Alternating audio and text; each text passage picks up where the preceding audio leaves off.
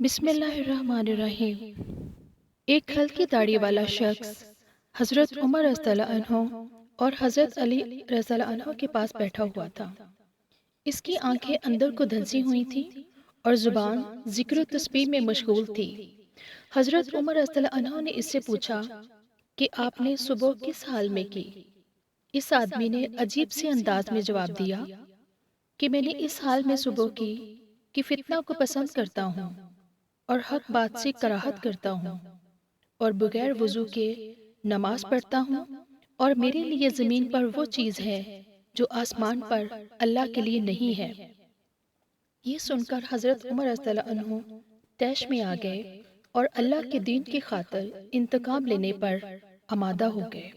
اور اس آدمی کو پکڑ کر سخت سزا دینے لگے۔ تو حضرت علی رضی اللہ عنہ نے مسکراتے ہوئے جواب دیا، اے امیر المومنین، یہ شخص جو یہ کہتا ہے کہ وہ فتنہ کو پسند کرتا ہے، اس سے مراد اس کی مال و اولاد ہے، جیسا کہ اللہ تعالیٰ کے اس فرمان میں مال و اولاد کو فتنہ کہا گیا ہے، انما اموالکم و اولادکم فتنہ، اور حق کو ناپسند کرتا ہے، اس سے مراد موت کی ناپسندیدگی ہے، جیسے کہ اللہ تعالیٰ نے فرمایا ہے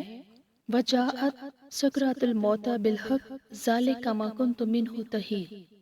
اور بغیر وضو کے نماز پڑھتا ہے،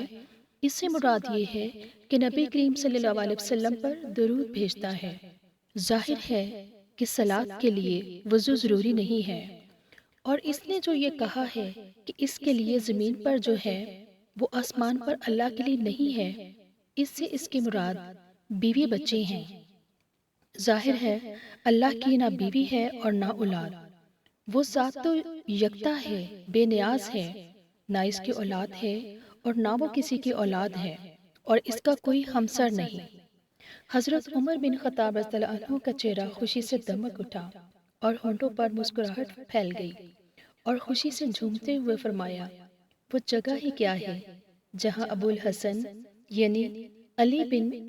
ابی طالب نہ ہو۔ سبحان اللہ و بحمدہ، سبحان اللہ العظیم و بحمدہ، استغفر اللہ۔